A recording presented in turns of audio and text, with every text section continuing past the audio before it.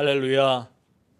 삶의 자리에서 감사함으로 하나님께 예배드리는 모든 믿음의 심령 위에 생명의 주 되신 아버지 하나님께서 부어주시는 생명의 은총이 충만하기를 축복합니다.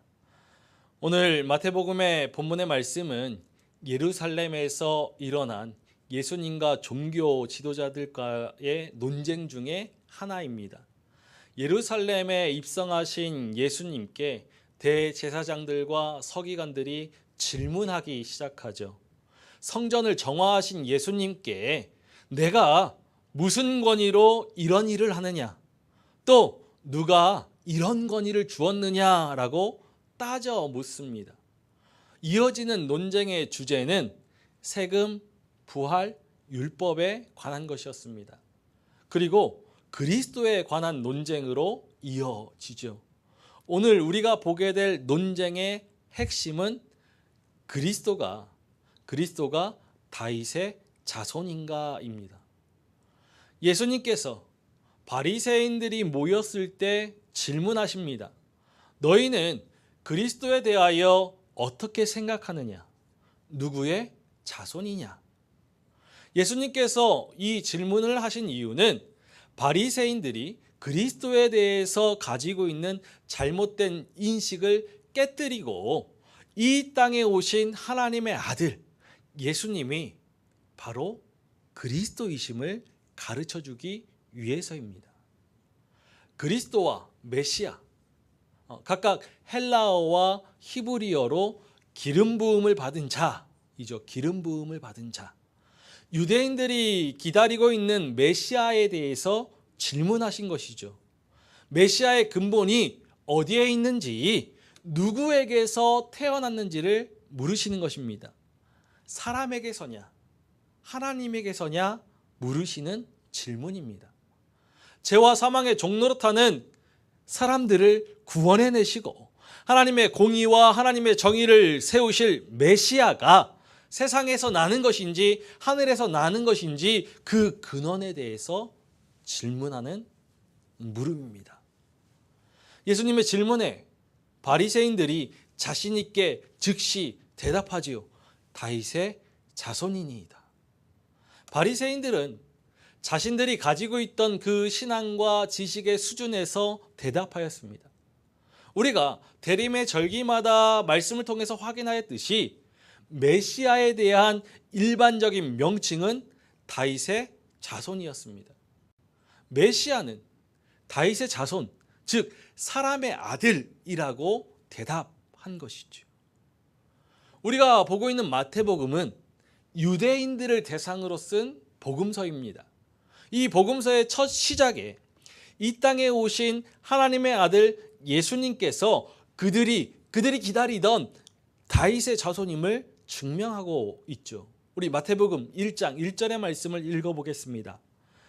아브라함과 다윗의 자손 예수 그리스도의 계보라. 다윗의 자손으로 올 메시아를 기다렸던 유대인들이었기 때문에 예수님이 다윗의 자손임을 밝혀야 했던 것입니다. 메시아가 다윗의 자손으로 오실 것으로 믿는 그 이유는 구약의 말씀에 약속되어져 있기 때문이죠. 하나님께서는 다윗의 집과 나라, 그 왕위가 영원히 보존되고 견고할 것을 약속하셨습니다. 우리 사무엘하 7장 16절의 말씀을 읽어보겠습니다.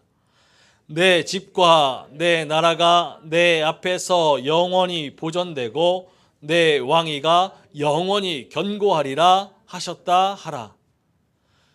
다윗의 언약을 근거로 유대인들은 다윗의 혈통으로, 인간적인 혈통을 통해서 오실 메시아를 기다렸죠. 선민의식이 남다른 유대인들에게 이 혈통이 중요하고 민족과 역사가 중요했습니다. 유대인들이 기다리던 다윗의 자손 메시아는 이스라엘을 이방 제국의 그 압제와 통치로부터 벗어나게 해줄 군사적인 메시아, 정치적인 메시아입니다. 다윗과 같은 용사로 모든 전투에서 승리를 가져다 줄 메시아이죠. 유대인들이 메시아가 다윗의 자손이라고 말하는 그 이면에는 다윗과 같아야 한다라는 그러한 기대, 그러한 믿음이 담겨 있는 것입니다. 메시아를 강력한 왕 정도로 여겼던 것이죠. 그들에게 메시아는 이 땅에 오신 하나님의 아들이 아닌 다윗의 혈통으로 사람 중에 사람으로 하나님의 종으로 여겼던 것이죠. 메시아가 다윗과 같이 용맹스러운 왕으로 다윗의 왕자에 올라서 이스라엘을 재건하여 다윗과 솔로몬 시대의 그 영화를 회복시켜 줄 것으로 생각했습니다.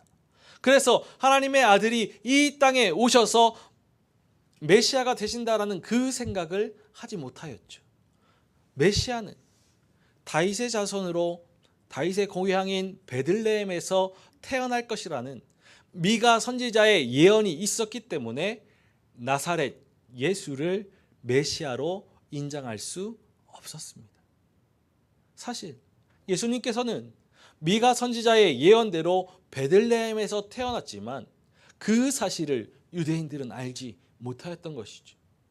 자신들이 기다리고 기대하는 메시아는 사람의 아들로 정치적인 능력과 군사적인 힘, 부유하게 할 수 있는 그 힘을 가진 메시아야 했습니다. 그들은 진정한 의미의 메시아를 기다린 것이 아니라 자신들의 기대를 충족시켜줄 그러한 도구로, 수단으로서의 메시아를 기다렸던 것이죠. 그렇기 때문에 예수님을 메시아로 영접할 수 없었습니다. 유대인들은 메시아가 다윗의 자손이라는 것은 알았지만 메시아가 사람 이상의 존재에 신적인 그런 특성을 가지신 분이라는 것을 알지 못하였습니다. 하나님께서 사람의 육신을 입고 이 땅에 오실 것을 생각하지 못하였습니다. 그토록 기다려왔던 메시아를 바로 눈앞에 두고 있음에도 불구하고 몰라보고 오히려 죽이고자 하였죠. 그래서 지금 예수님께서 바리새인들을 향하여서 너희는 그리스도에 대하여 어떻게 생각하느냐, 누구의 자손이냐 물으시는 것입니다. 다윗의 자손이니이다 라는 바리새인들의 대답 후에 예수님은 다음 질문으로 긴장을 유발하십니다. 우리 43절의 말씀을 함께 읽어보겠습니다. 이르시되 그러면 다윗이 성령에 감동되어 어찌 그리스도를 주라 칭하여 말하되. 메시아 그리스도를 다윗의 자손으로 여긴다라면은 다윗이 성령에 감동되어서 그리스도 자신의 자손을 어떻게 주라고 불렀는지를 물으시죠. 다윗이 그리스도를 주라고 불렀는데 어떻게 그리스도가 다윗의 자손이 될 수 있느냐 반문하신 것입니다. 예수님께서 분명 다윗의 자손으로 오셨고 기다렸던 메시아이지만 그들의 생각과는 다른 메시아이심을 알려주고자 하신 것입니다. 우리 44절의 말씀을 읽어보겠습니다. 주께서 내 주께 이르시되 내가 내 원수를 내 발 아래에 둘 때까지 내 우편에 앉아있으라 하셨도다 하였느냐. 이 44절의 말씀은 예수님께서 다윗의 시편을 인용하신 말씀이죠. 주께서 내 주께 이르시되. 첫 번째 주는 하나님을 가리킵니다. 그리고 두 번째 주는 내 주는 그리스도를 가리키죠. 다윗이 그리스도를 가리켜서 주라고 부른 것입니다. 이스라엘에게 가장 위대한 왕이었던 다윗이 나의 주라고 부를 수 있는 분은 오직 하나님 한 분입니다. 다윗은 성령께서 조명하여 주셔서 자신의 자손으로 오실 메시아가 사람이 아니라 하나님과 동등하신 분이심을 깨닫고서 주라고 부른 것이죠. 종교 지도자들을 비롯한 유대인들은 다윗의 자손으로 오시는 메시아는 사람이어야 한다라고 생각했는데 다윗이 고백한 다윗의 주, 내 주라는 그 칭호를 토대로 메시아가 하나님의 아들이라는 사실을 이 시편의 말씀을 인용하여서 말씀하신 것이죠. 하나님께서 다윗의 주 그리스도께 말씀하셨습니다. 내가 내 원수를 내 발 아래에 둘 때까지 내 우편에 앉아 있으라. 오늘 우리가 함께 보아야 할 사도행전 2장의 베드로의 설교에도 이 같은 말씀이 확인할 수 있죠. 우리 사도행전 2장 34절과 35절의 말씀을 함께 읽어보겠습니다. 다윗은 하늘에 올라가지 못하였으나 친히 말하여 이르되 주께서 내 주에게 말씀하시기를 내가 내 원수로 내 발등상이 되게 하기까지 너는 내 우편에 앉아 있으라 하셨도다 하였으니, 다윗의 자손으로 오신 메시아, 그러나 다윗의 주이신 메시아는 죄와 사망의 종노릇하여서 흑암 가운데 깊은 좌절과 낭망으로 살아가는 이 세상에 생명의 빛을 비추어서 죄와 사망의 권세에서 해방하여 자유하게 하신다는 것이죠. 십자가에서 희생되신 그리스도, 죽음의 권세를 이기시고 생명으로 다시 사신 그리스도로 말미암아 죄와 사망의 왕노릇하는 원수 마귀는 예수 그리스도의 발 아래에 굴복하였습니다. 고대 왕들은 전쟁에서 승리하였을 때 이 적국의 왕의 목을 밟으면서 승리의 계가를 불렀습니다. 이처럼 원수를 발 아래에 둔다라는 것은 완전한 승리를 뜻하는 것이죠. 그리고 우편에 앉아 있으라 라는 이 말씀은 하나님의 권위와 하나님의 영광, 하나님의 존귀를 갖게 된다는 것입니다. 승리하신 예수 그리스도는 하늘에 오르시어 그 영광의 보좌 우편에 앉으셔서 세상을 다스리십니다. 예수님은 다윗이 그리스도 메시아를 내 주라 불렀기 때문에 메시아는 다윗의 주이시고 메시아가 다윗의 자손이라고 하는 것은 맞지 않다라고 말씀하시죠. 우리 45절의 말씀을 읽어보겠습니다. 다윗이 그리스도를 주라 칭하였은즉 어찌 그의 자손이 되겠느냐 하시니, 메시아가 다윗의 자손으로 다윗의 그림자가 될 수 없다라는 말씀입니다. 예수님은 그리스도 논쟁을 통하여서 메시아는 다윗과 같은 그러한 군사적이고 정치적인 통치자, 왕, 그 세상의 왕의 길을 가지 않는다라는 것을 알려주십니다. 유대인들은 메시아가 다윗의 자손으로 태어난 사람이어야 한다는 그 생각의 한계를 넘어가지 못하였습니다. 그러나 사람의 생각과 하나님의 생각은 다르죠. 유대인들은 메시아가 사람으로부터 나야 한다라고 생각했지만 하나님께서는 하나님으로부터 온 하나님의 아들이어야 했습니다. 유대인들은 이방 민족과 대적하여 싸우는 메시아를 생각했지만 하나님께서는 공의와 정의로 통치하시는 하나님 나라의 메시아를 보내주셨죠. 결국 자신들의 그 기대와 바람과는 다른 모습으로 오신 메시아 예수 그리스도를 잡아 죽일 궁리를 하였습니다. 이제 메시아로 이 땅에 오신 예수님은 붙잡히셔서 순환을 겪으시고 십자가에서 죽임을 당하실 것입니다. 이것이 이 땅에 오신 하나님의 아들 예수 그리스도의 길이고 군사적이고 정치적인 통치자 세상의 왕과는 다른 길이죠. 세상의 왕은 사람들을 희생시켜서 원하는 바를 이루지만 그리스도 예수는 자신의 생명을 많은 사람을 위한 희생의 제물로 내어주셔서 구원을 이루셨습니다. 유대인들은 메시아를 십자가에 못 박아 죽였지만 하나님께서는 십자가에서 죽으신 메시아를 다시 살리셨죠. 유대인들은 다윗의 자손으로 오실 메시아에 대한 그러한 기대와 바램, 그것은 강력한 왕으로 이스라엘을 재건하는 것, 그리고 이방 제국의 그러한 압제와 통치에서 벗어나는 것, 안정된 삶을 사는 것이었습니다. 예수님을 만난 사람들은 예수님에게서 이 같은 기대와 바람을 이루었죠. 병든 자는 치유를 얻었고, 또 굶주린 자는 함께 먹고 마셨으며, 또 소외되고 배척받는 자는 환대받고 그 삶이 회복되었습니다.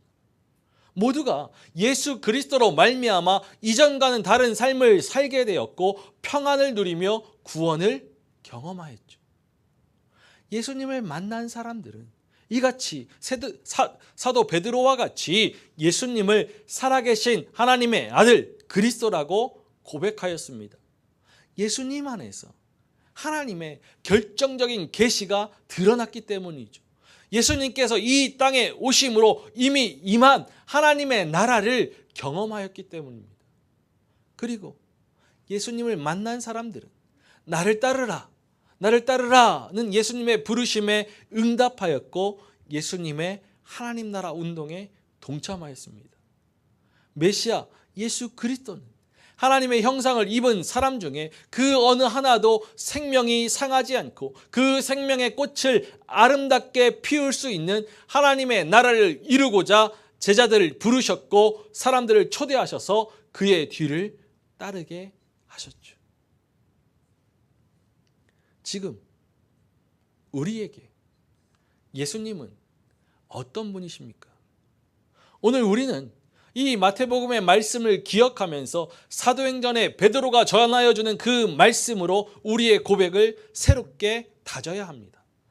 우리 사도행전 2장 36절의 말씀을 함께 읽어보겠습니다. 그런즉 이스라엘 온 집은 확실히 알지니 너희가 십자가에 못 박은 이 예수를 하나님이 주와 그리스도가 되게 하셨느니라 하니라. 이 짧은 구절은 초기 기독교 신앙의 원형입니다. 십자가에서 죽으시고 부활 승천하신 예수님께서 주이시고 그리스도이시다. 베드로는 우리에게 확실히 알지니 라고 강한 어조로 이 복음의 메시지를 전하여 주고 있습니다. 하나님께서 십자가에 못 박히신 예수를 주와 그리스도 되게 하셨다라는 것을 분명히 알아야 한다라고 선포하죠.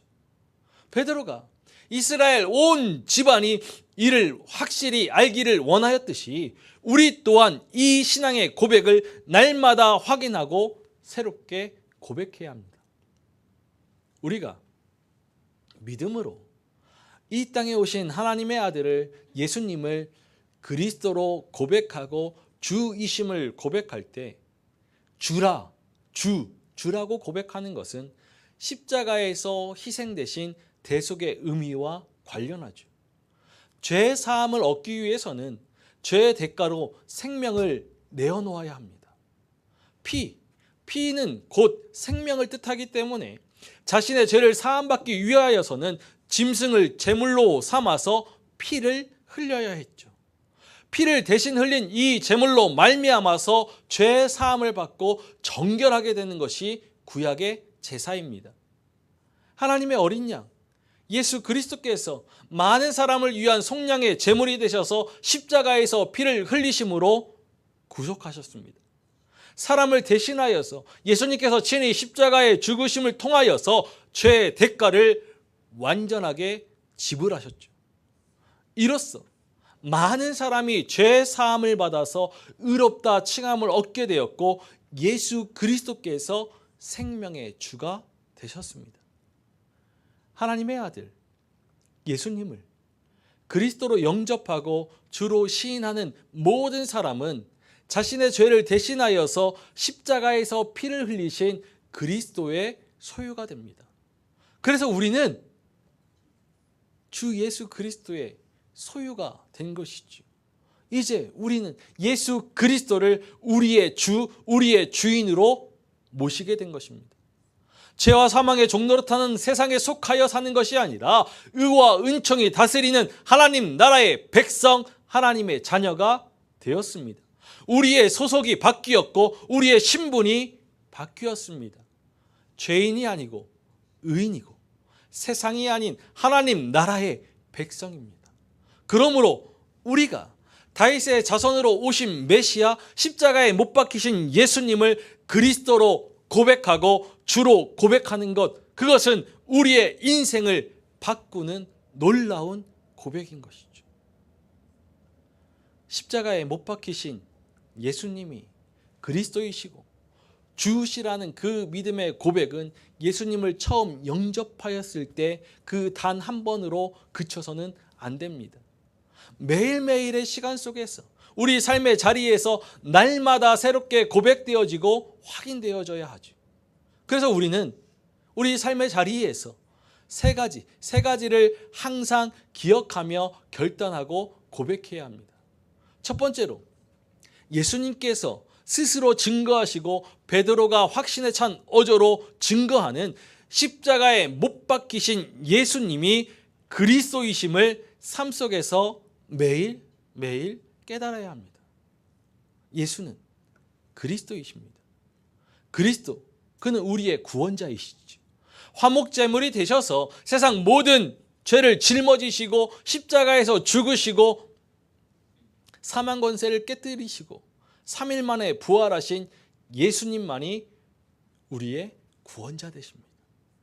주는 그리스도시요 살아계신 하나님의 아들이시라는 그 신앙의 고백에 우리의 삶을 매 순간 단단히 메어두어야 합니다.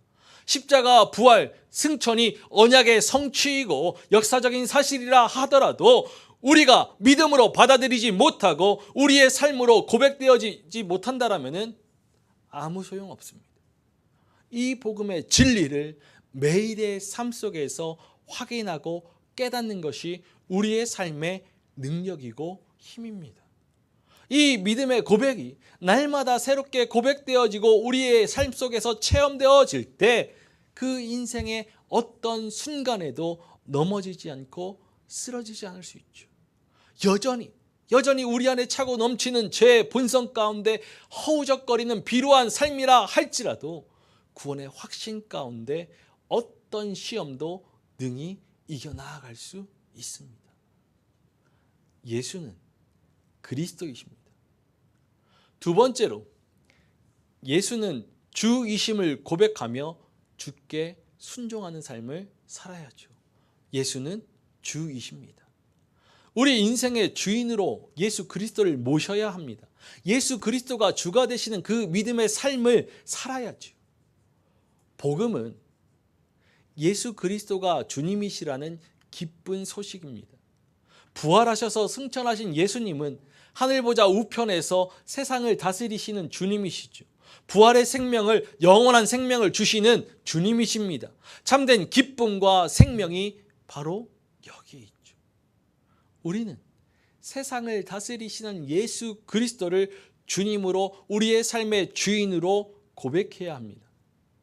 베드로의 설교로 확인할 수 있는 그 초대교회의 신앙의 고백에서 진정한 주님은 로마 제국의 황제가 아닌 예수님이었습니다.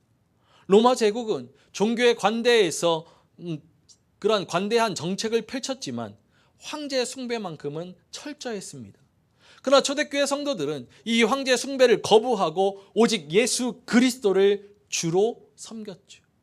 베드로를 비롯한 초대교회 성도들은 자신들의 생명과 죽음 그리고 영원까지 주관하시는 분 예수를 그리스도로 주로 믿고 고백하였습니다. 십자가에서 죽으시고 다시 살아나셔서 하늘에 오르신 예수 그리스도야말로 주님이심을 담대하게 증거하였죠. 오늘 우리는 확신에 찬 어조로 베드로가 전하여 주는 이 복음의 진리를 새겨야 합니다. 세상의 헛된 신이 아닌 제국의 황제가 아닌 예수 그리스도가 주님이십니다. 예수 그리스도를 우리 생명의 주인으로, 삶의 주인으로 모셔야지요. 우리의 인생의 왕으로 세워야 합니다. 생명의 주 되신 예수 그리스도만이 우리의 인생을 다스리시고 지키시며 인도하시도록 인생의 주권을 온전히 주님께 내어드려야 합니다. 만유의 주이시요 살아계신 하나님의 아들 예수 그리스도께서 우리의 인생의 주인 되실 때 우리는 지금 여기에서 참된 생명을 누리며 영원한 생명에 이를 수 있습니다. 영원한 만족을 누리며 물 가운데 지날 때에도 침몰하지 않고 불 가운데 행할 때에도 타지 않는 은총을 힘입을 수 있습니다. 예수는 주이십니다. 마지막으로 우리의 믿음이 십자가에 못 박히신 예수를 그리스도로 주로 시인한다라면 이 복음의 진리를 세상에 전하면서 하나님 나라를 구해야 합니다. 복음을 증거하고 하나님 나라를 구해야죠. 복음의 빚진 자로 복음 안에 거하고 복음을 살아내면서 복음을 증거하는 자가 되어야 합니다. 세상의 소유와 물질이 우리를 살찌울 수 없고 세상의 성공과 신화가 우리를 구원할 수 없음을 확신하면서 생명의 길, 구원의 길은 오직 예수 그리스도에게만 있음을 증거해야죠. 길이요, 진리요, 생명이신 예수 그리스도가 모든 죄를 사하시고 영원한 생명을 주시는 분이심을 증거해야 합니다. 복음의 증거자로 살아갈 때 구원의 역사가 새롭고 복음의 진리가 우리 안에 살아 역사하는 날마다 새로운 신앙으로 설 수 있습니다. 세상에 복음을 증거해야 합니다. 그리고 삶의 순간에 모든 순간에 다만 하나님 나라를 구해야 합니다. 사람의 생명이 그 소유에 넉넉한 데 있는 것이 아니라 생명의 주인 대신 하나님께 있음을 분명히 알고 육신의 정욕, 안목의 정욕, 이생의 자랑을 모든 정욕과 탐심을 십자가에 못 박아야 합니다. 우리를 위하여서 소유를 쌓아두고 곳간을 채우기에 혈안이 되는 것이 아니라 모든 소망을 우리에게 모든 것을 후히 주사 누리게 하시는 하나님께 두어야지. 선을 행하고 선한 사업을 하고 나누어 주기를 좋아하면서 하나님께 대하여 부유한 자가 되어야 합니다. 우리의 소유를 팔아서 굶주리고 헐벗은 이웃들을 구제하며 낡아지지 않은 배낭을 만들어서 다함이 없는 보물을 하늘에 쌓아 두어야죠.